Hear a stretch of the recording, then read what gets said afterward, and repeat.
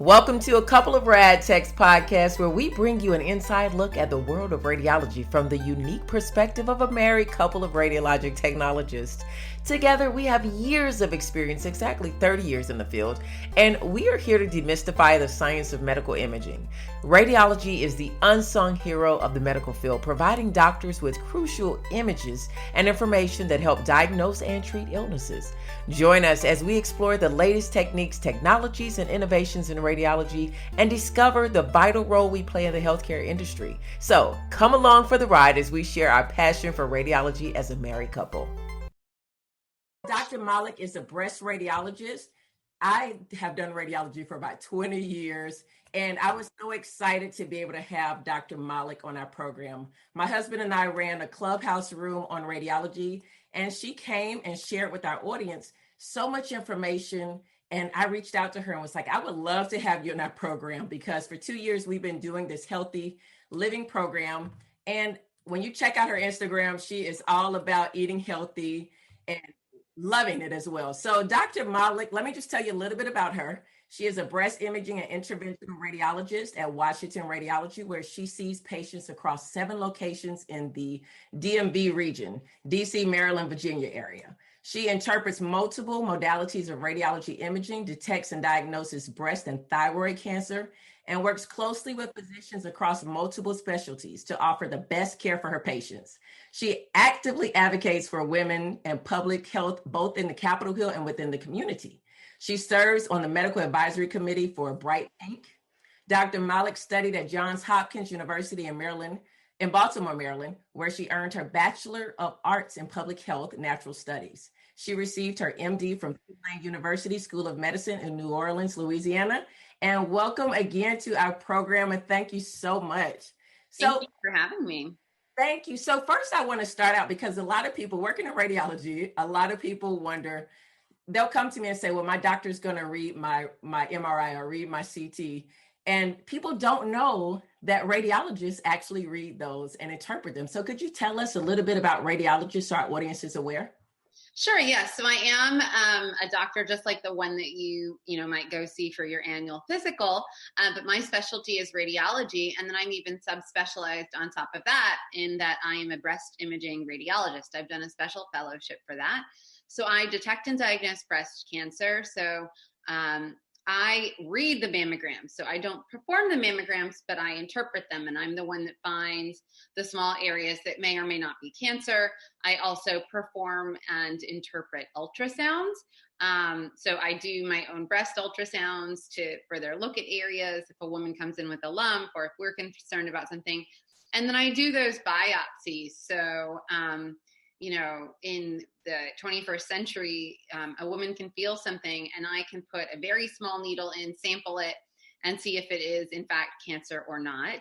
I do read MRIs, as you referenced, and just am a part of the medical team that's working to take care of patients, and I read a whole slew of other kinds of images. But people think that radiologists are stuck in the dark room, and I work a lot on social media to try to combat that stereotype. I actually see patients every single day, and I have patients who have been coming to me year after year, because they know that I'm someone who's an important part of their healthcare. So, good question.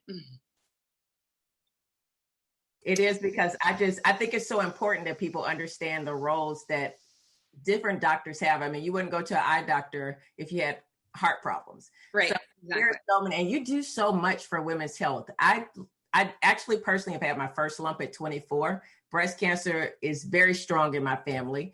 And I actually recently just something showed up on, I've been getting mammograms since 24, breast ultrasound since the age of 24. So eating plant-based for me is really personal, and eating more plants in my life is so personal.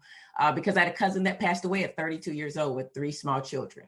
I remember seeing that growing up. So I wanted to make sure I armored my body up as best as I could. Recently, something showed up on my ultrasound, and they sent me for an MRI of my breast, a more detailed scan for my breast. And it was nerve-wracking. And a lot of women on this program today are either going through chemo or radiation treatment. They just finished it up.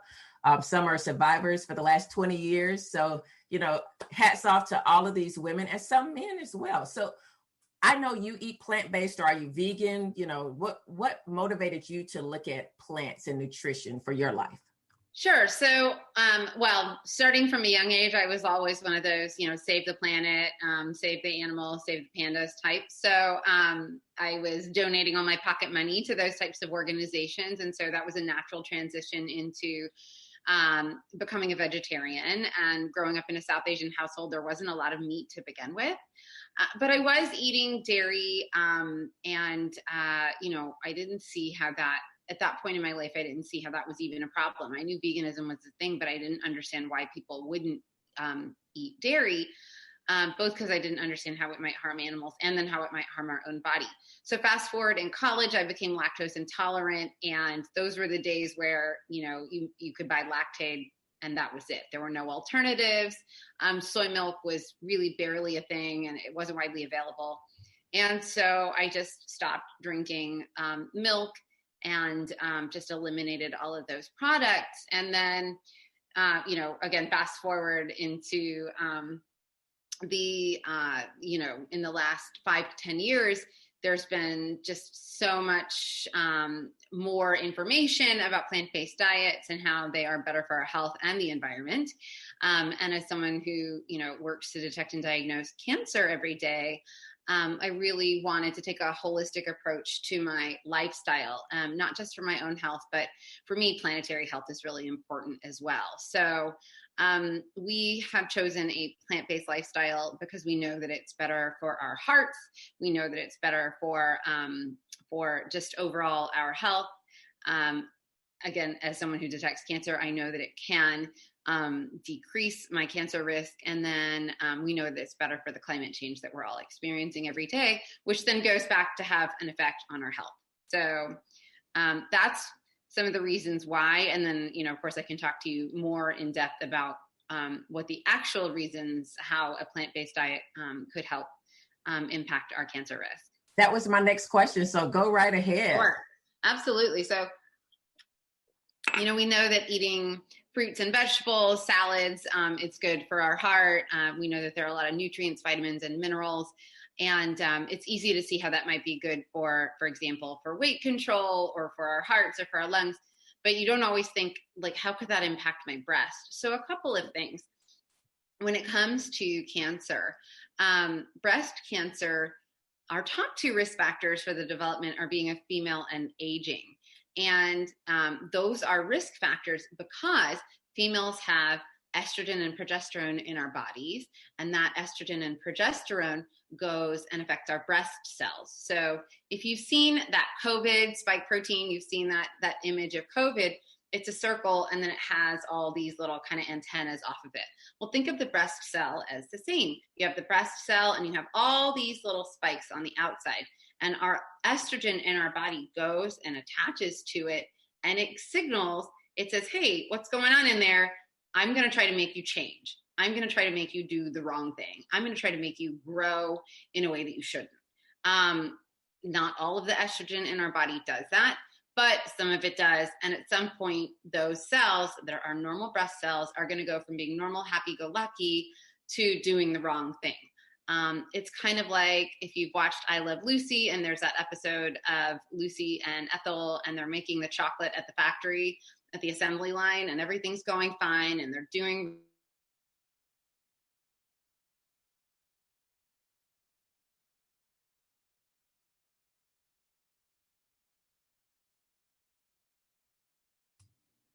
Did she freeze, or is that me? Oh no. She froze. Okay, you're back. She's back. Okay. Sorry. So I was just talking about how the estrogen is what makes that assembly line go awry. So our job is to try to keep that assembly line on track. And fruits and vegetables or plant-based diets in general help do that a couple of ways. So you've heard of antioxidants, right? You hear of vitamin C, vitamin E, vitamin D. You hear of and vitamin A, beta carotene. You hear them as being antioxidants. And so they're anti-ox, which is oxygen. And that oxidative stress that can happen inside our body can cause these mistakes, these DNA mistakes that go on to lead to cancer. So what we want to do is have as much antioxidants in our body as possible, and we're getting those from plants. We're getting those from fruits, from vegetables, from the colorful diet, eating the rainbow. Another thing is fruits and vegetables and plant-based diets have fiber. So fiber isn't just good for keeping us regular. When we think of fiber, we think colon cancer reduction, because again, it's keeping us regular. And that's great and very important. And March is colorectal cancer awareness month. So definitely something we always want to have on the top of our minds.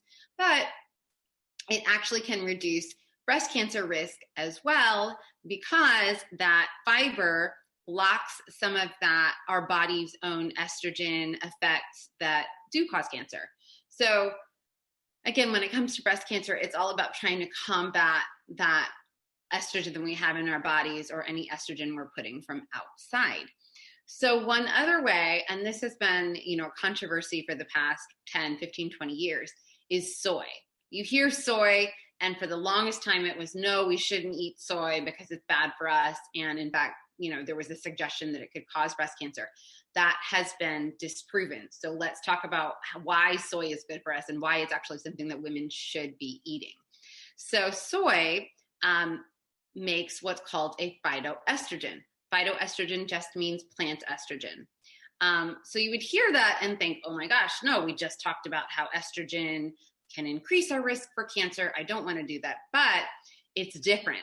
So here's the breast cell. Here are those little, spikes I was talking about. Here's our body's own estrogen. Here's this estrogen from soy, that phytoestrogen. It's actually blocking this. So it keeps our body's own estrogen away from the breast cells. It blocks it, and it actually helps protect us. So soy is safe for women. It can be eaten, even by young women. It is not shown to cause breast cancer, nor to have any estrogen effects in any other parts of the body. So it is actually helping protect us by blocking our body's own estrogenic effects. So I've told you the fiber, I've told you the antioxidants, I've told you about how tofu is safe. But also overall, one of the risk factors for the development of breast cancer is obesity. And obesity is a risk factor because, the main reason that it's a risk factor is because our fat cells, which we call adipose tissue, can actually produce estrogen. So, we think of estrogen coming from the ovaries, and that is predominantly where it comes from. But if there is a large amount of adipose tissue or fat tissue, it can be excreting estrogen as well. And that's just more estrogen in the body that's impacting the breast cells and potentially causing, again, that assembly line to get off course. So, a plant-based diet can be part of a well-balanced diet that can, lead to an overall decreased fat content of the body. And then there are two other things that are not so much yay plants, but no meat. And it's that processed meats have been linked to multiple kinds of solid tumors throughout the body, including breast cancer. So those are things like those bolognas, those packaged meats, those lunch meats, bacon, things like that. So in that sense, it's saying, okay, so maybe a fresh meat would be okay and not a processed one. I still think less meat is better, more plants is better. And then high fat diets. So your high trans fat diets, which are, again, coming from those animal fats. So not the kind of fats that you're getting from an avocado, not the kind of fats you're getting from olive oil, or, just those healthy fats that we associate with nuts and seeds and things like that. But a high fat diet, again, has been shown to be associated with increased risk for the development of multiple kinds of cancer. And all of this is to say, eating a plant-based diet, eating healthy is a really important part of a healthy lifestyle. But at the end of the day, like I said, our top two risks for the development of breast cancer are being female and aging. So what I do like to impress upon my patients who might have been, recently diagnosed with breast cancer is it's not your fault. It's no one's fault. I see patients, in fact, who are the picture of health. They eat plant-based. They work out 5-6 times a day. They're healthy. They, wear their sunscreen. They don't smoke. They don't drink alcohol, and they get cancer. And it's because, getting cancer is a side effect of being alive. As long as our cells are alive and going down that assembly line of keeping us alive, there's a chance that one of them could get a little bit off course. So everything that we're talking about when it comes to healthy living, we're just trying to decrease those chances. We're not yet to the point where we can completely eliminate it. But most importantly is that we don't want anyone to be blaming themselves. I love that. I remember we were in the room and you talked about, I've tried to explain to some people about when you're talking about the receptors on the, like, I just can't do it. Explain it the way she did. I think that really paints a good picture for us, that how soy really works. So if someone has a question about the difference between tofu and soy, that was their question. Is there a difference, or what is the difference? So sure, that's a great question. So, and then actually that is a really, brings up a good talking point. So soy is a plant, it's a bean, and tofu is one of the whole soy products. So there are a few products that are whole soy, and then there are a lot of these other processed soy. So let's talk about the whole soy that we want to be eating, the processed soy that we want to be avoiding. So tofu is fermented soybeans, and it's that big solid white block that you see. It can be used in stir fries. It can be used kind of to mimic a fresh cheese. Like we like to make a tomato and basil salad with a little bit of balsamic vinegar and just big chunks of tofu. Obviously it's great in a lot of Asian stir fries. And then edamame. So for those of you who ever go to sushi restaurants or you see those pods, they look like pea pods, but they're not quite. That is the soybean itself. And again, it's a whole product and a good way to eat it. Tempeh is another one, T-E-M-P-E-H, tempeh. It's another whole soy product. I can't remember how that's made, but it's going to be another one of those oftentimes used as a meat alternative. You'll see it. It can be smoked or it can be marinated, and you can get like a really nice, meaty texture with it while eating plants. And then things like soy sauce, which is a fermented sauce that, of course, we use a lot in our Asian cuisines. What we want to be avoiding is all these processed soy products, right? You'll see them, whether it's in some kind of processed veggie burger, processed, breakfast sausage, processed meat alternative. I think there's something that you can maybe use every now and then. Like I'm talking like once a month type thing if you're in a bind, but they are full of sodium. They are not whole foods, which is what we do want to be putting in our body. And they have so many chemicals that they're not meat, which is great, but they're not good for us. So, yeah, I love that you said that, because I tell people all the time, I was told that all the time, soy causes breast cancer, stay away from soy. That's what I heard all of my life. And then when I grew up and I went to Japan, my husband and I have a lot of friends in Japan. So we would go for like 15 days at a time, and we're with regular people. We're not eating at the touristy places. So We're eating soy ice cream, soy this, soy that. And usually when I eat soy in the States, but it's usually soy lecithin or some type of soy that's not a quality soy, my fibrocystic breast disease, they would swell immediately after I ate it. So I always associated that with, soy is bad. That's what I've been told. It is bad. Look at what's happening to me. But then I go to Japan and I'm eating it for like 15 days straight in every meal and nothing happens. I actually feel great. And then I come back and the same thing happens. So it is, definitely, that was an eye opener for me, that it must be something about the way the soy is processed and grown. So that is excellent information. Thank you. There's another question. What are the contributors to thyroid cancer? Does estrogen play a role in that?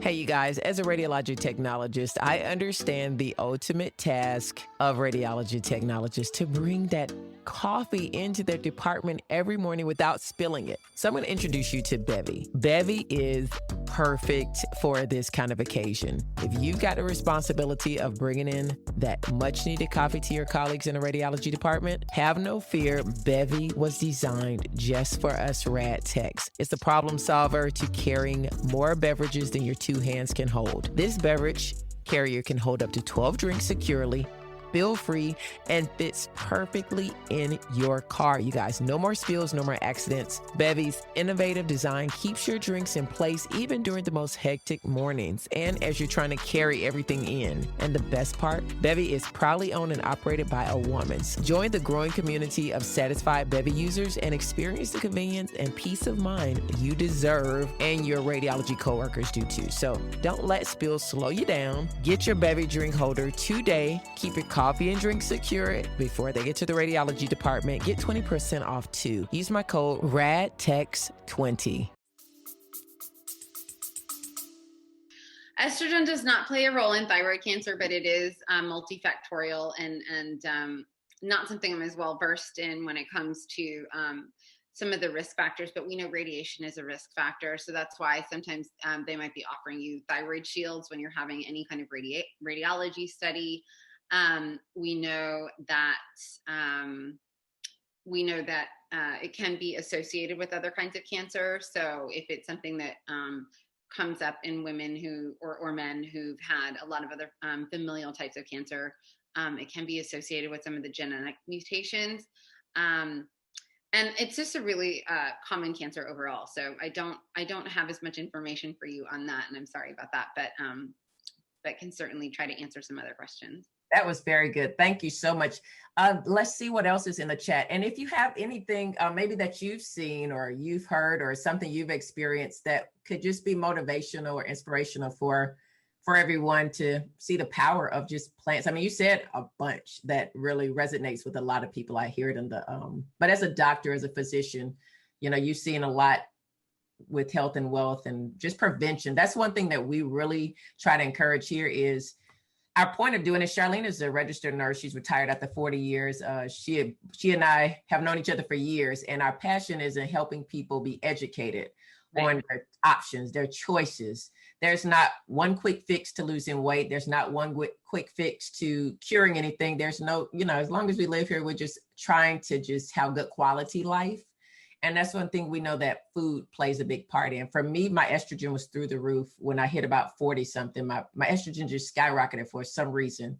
And one thing my doctor, my OBGYN, she traced it back to, my quality of fiber was like horrible. Right. So when you say that, she explained to me that, I was taking all kind of like artificial stuff or fiber to add it to my body. It wasn't helping it. And once I added in more soluble and insoluble fibers, real plants to my diet, back really conscious and intentional with that, my estrogen levels went down. So did my blood sugar. My A1C went down. She was explaining that the blood, the estrogen and the sugar can sit in the bloodstream, and that fiber helps move it out. Yeah, no, exactly. And I mean, I think that's something too, when you talk about fiber, when I mentioned fiber earlier and how it can impact, it is so important to look at what the sources of your fiber are. So carbs have had such a bad rap in our, get such a bad rap or whatever in our society. We think carbs are bad. We think carbs are related to, we're going to gain weight and we're going to get bloated or whatever. Carbs are not bad for you. Carbohydrates are a macronutrient, just like protein, just like fat. They are a part of most foods. Yes, some are going to be low carb. And yes, meat is low carb, but it's not about counting carbs. It's about the quality of carbs. So again, apples have carbs, vegetables have carbs. Those are good carbs.